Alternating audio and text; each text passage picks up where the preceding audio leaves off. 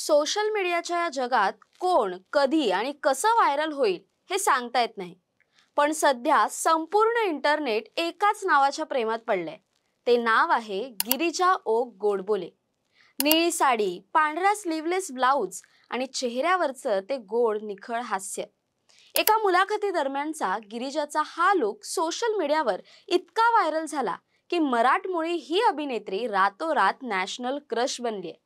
मराठी प्रेक्षकांसाठी गिरिजाचं नाव नवं नाहीये, पण इतरांना मात्र तिच्याबद्दल फारशी माहिती नव्हती. त्यामुळेच तिच्या निखळ सौंदर्याने भुरळ पाडलेल्या प्रत्येक प्रेक्षकाला उत्सुकता लागून राहिलीय की कोण आहे गिरिजा ओक आणि तिचा अभिनय क्षेत्रातील हा 15 वर्षांहून अधिकचा प्रवास नेमका कसा होता. जाणून घेऊया या व्हिडिओच्या माध्यमातून. नमस्कार, मी संचारी आकेरकर आणि आपण पाहताय टाइम महाराष्ट्र. गिरिजा ओक हिची नवी ओळख निर्माण झाली आहे ती तिच्या आगामी वेब सिरीजमुळे. कांतारा चॅप्टर 1 फेम अभिनेता गुलशन देवैया याच्यासोबत ती थेरपी शेरपी या वेब सिरीज मध्ये झळकणार आहे. या सिरीज मधील तिचे काही इंटिमेट आणि बोल्ड सीन्सचे क्लिप्स व्हायरल झालेत, ज्यामध्ये तिने दाखवलेला आत्मविश्वास आणि अभिनय कौशल्य पाहून प्रेक्षक थक्क झालेत. गिरिजाच्या याच फिअरलेस पोर्ट्रेयल आणि सहकलाकार गुलशन सोबतच्या एफर्टलेस ऑन स्क्रीन केमिस्ट्रीमुळे तिची जोरदार चर्चा सुरू आहे. रिफ्रेशिंगली रिअल अशी प्रतिक्रिया देऊन सोशल मीडियावर हॅशटॅग गिरिजा ओक आणि हॅशटॅग थेरपी शेरपी हे हॅशटॅग्स तुफान ट्रेंड झालेत. एका रात्रीत आलेल्या या प्रसिद्धीने गिरिजाला तिच्या मेहनतीचं फळ दिलंय असं म्हटलं तरी वावगं ठरणार नाही.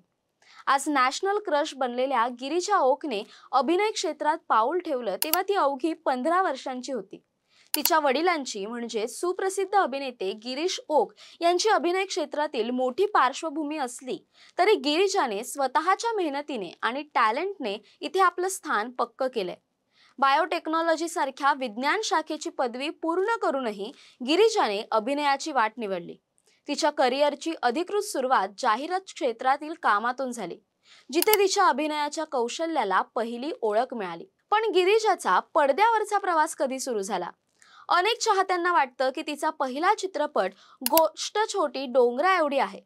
पण गिरिजाने 2004 साली आलेल्या मानिनी या चित्रपटातून मराठी चित्रपटसृष्टीत बाल कलाकार म्हणून पदार्पण केलं होतं. या चित्रपटात तिच्यासोबत स्वप्नील जोशी प्रमुख भूमिकेत होता. 2008 मध्ये आलेल्या लज्जा या मालिकेत तिने साकारलेली मानसी देसाई म्हणजेच मानू ही भूमिका तिच्या करिअर मधली सर्वोत्तम लोकप्रिय भूमिका ठरली आहे. शहरी जीवनातील संघर्ष करणाऱ्या या भूमिकेमुळे ती महाराष्ट्रातील घराघरात पोहोचली. अनेक मराठमोळ्या प्रेक्षकांना माहीत नसलेली गोष्ट म्हणजे गिरिजाने अनेक हिंदी चित्रपटांमध्येही काम केलंय. 2007 मध्ये आलेल्या आमिर खान याच्या गाजलेल्या तारे जमीन पर या चित्रपटात तिने जबीन ही शिक्षिकेची भूमिका साकारली होती. यानंतर गिरिजाने मागे वळून पाहिलं नाही. गोष्ट छोटी डोंगरा एवढी, गुलमोहर, अडगुले मडगुले यांसारख्या अनेक गाजलेल्या मराठी चित्रपटांमध्ये तिने तिच्या नैसर्गिक अभिनयाची छाप सोडली. गिरिजा ओक म्हणजे केवळ एक गोड चेहरा नाही, तर एक बहुआयामी आणि प्रतिभावान अभिनेत्री आहे.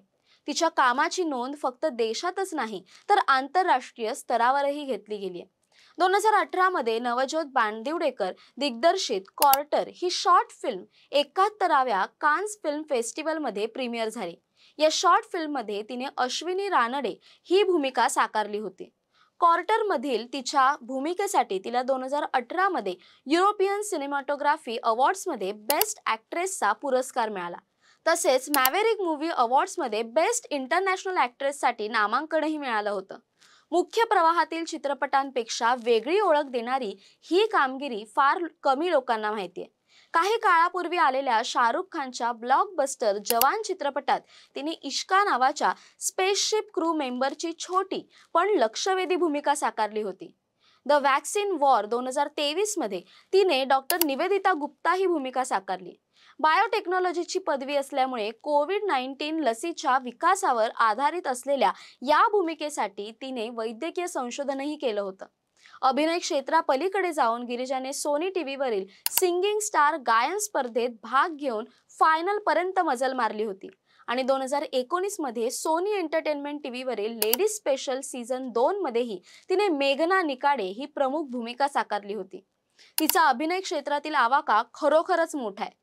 अभिनय आणि व्यावसायिक जीवनासोबतच गिरिजा ओक तिच्या कुटुंबालाही तितकंच महत्त्व देते. तिचे वडील गिरीश ओक हे प्रसिद्ध मराठी अभिनेते आहेत. 2009 मध्ये तिने दिग्दर्शक सुहृद गोडबोले यांच्याशी लग्न केलं. ते सुप्रसिद्ध लेखक निर्माते श्रीरंग गोडबोले यांचे चिरंजीव आहेत.